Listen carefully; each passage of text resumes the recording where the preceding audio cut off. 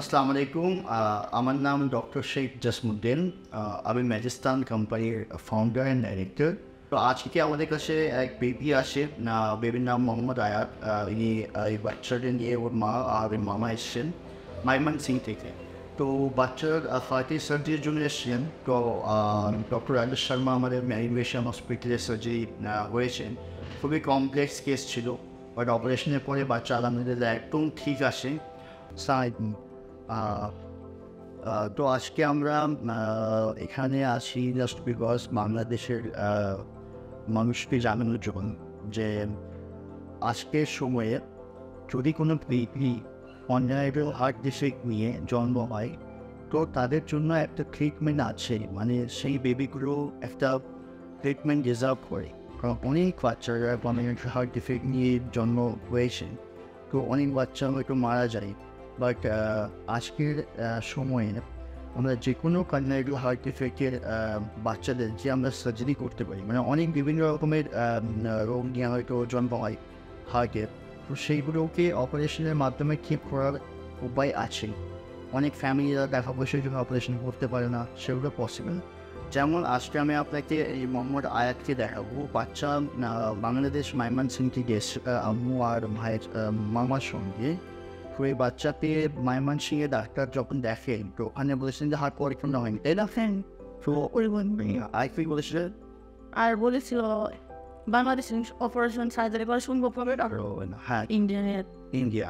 তো তারপরে ফ্যামিলি একটা অনেক টেনশনের মধ্যে ছিল যে ইন্ডিয়া যাওয়ার জন্য তো অনেক টাকা পয়সা খরচা হবে, অপারেশন করতে টাকা লাগবে, যাওয়া আসা থাকা খরচা আছে, কীভাবে হবে, তাই না? তাই তো সেই সময়ে এরা আমার সঙ্গে যোগাযোগ করে এবং আমি তারপরে রিপোর্ট আমাদের doctor doctor Rajesh Sharma hospital ম্যানিংবেশিয়া হসপিটালে আমি দেখাই। তো সেখানে ডাক্তার বলেন যে হ্যাঁ, এর অপারেশন পসিবল, হ্যাঁ একটু রিস্ক আছে, বাট অপারেশন হয়ে যাবে। তো আমরা সব কিছু জানাই, আর তারপরে এখানে অপারেশন আমরা করাই। তো রিস্ককে বলেছিলেন কি কি এখানে এখানে অপারেশন করে আপনার কেমন লেগেছে, মানে বাচ্চার অপারেশনের সময় ডাক্তার বলেছিলেন যে বাচ্চা অপারেশন খুবই রিস্ক, হার্ট একদমই তৈরি হয়। তো 20-30% রিস্ক করেছিলেন, বাট যাই হোক এখন বাচ্চা একদম সুস্থ আছে এবং ঠিক আছে। আপনারা যখন এসেছিলেন তখন তো ডাক্তারের সঙ্গে কথা বলেছিলেন, তখন আর এখন সময়টা কেমন, মানে আগের সময়টা ভালো আসছিল না, এখন সময়টা অনেক আল্লাহর মতো অনেক ভালো আসছে। আপনার খুশি তো? খুশি, অনেক খুশি। তাই না? হ্যাঁ। তো এই যে আমরা যে এই বাচ্চার অপারেশনের জন্য যে আমাদের যে এনজিও যেখান থেকে আপনি হেল্প পেয়েছেন, 90% ফান্ড পেয়েছেন, এইটার জন্য আপনারা খুশি? অনেক খুশি। আপনারা বাকি মানুষদেরকে তো চান বলতে যে তারা এখানে আসুক অপারেশনের জন্য। হ্যাঁ, আসুক, সবাই আসুক। ডাক্তার আর ডাক্তারদের যে স্টাফ এখানকার হসপিটাল নার্সিং স্টাফ আপনার কেমন লাগলো? অনেক ভালো, মানে সবাই অনেক হেল্প। সময়ের সাথে আপনি হসপিটালের জন্য অনেক হেল্প করছে, অনেক ভালো উন্নত হয় হসপিটাল, বাংলাদেশের থেকে অনেক ভালো চিকিৎসা হয়, ডাক্তার নার্স সিস্টার সবই অনেক ভালো। আপনার বাচ্চা এখন কেমন আছে? আল্লাহর মতো অনেক সুস্থ আছে, ভালো লাগছে।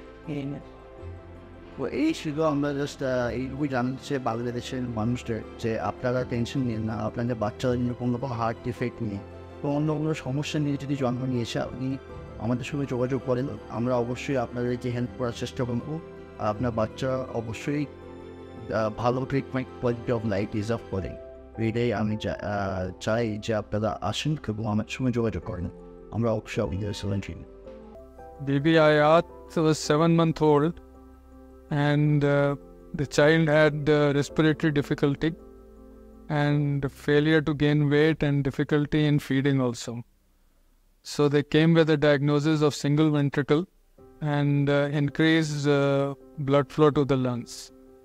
When we did the echo, we found that the child had a double inlet of the left ventricle, which is a single ventricle, and also there was a large PDA with a doubtful coarctation. In the presence of PDA, the gradient in the aortic arch was not evident, but we had it in the back of our mind. The child needed to have a pulmonary artery band, and in addition also a valve repair. Left AV valve was leaking, so we intended to repair that valve because there was significant amount of leakage. Just doing a band would not suffice because it would increase the leakage and the child would be in trouble subsequently. So we took the patient for operation. In the operation, when we ligated the PDA, the pressure lines between the upper body and the lower body, which had been inserted by our anesthetist, Dr. Nitya, showed a difference in pressure. The lower body pressure fell, which means the baby had a coarctation of aorta also. So we fixed the coarctation of aorta also in the same operation. Then we did the valve repair on the heart-lung machine on cardiopulmonary bypass, and we did a pulmonary artery band, and we brought the child out of the OT. In the ICU, the child gave us some trouble and required a lot of attention by our intensive care team, led by Dr. Vishal and Dr. Ajay. And the nurses also did a great job and with the baby.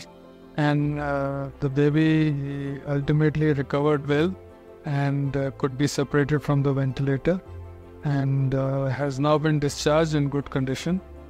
She has a good coarctation repair. There is no gradient across the coarctation, and there is a pulmonary artery band which is effective, and mitral valve repair is also good. There's a trivial residual valve leakage.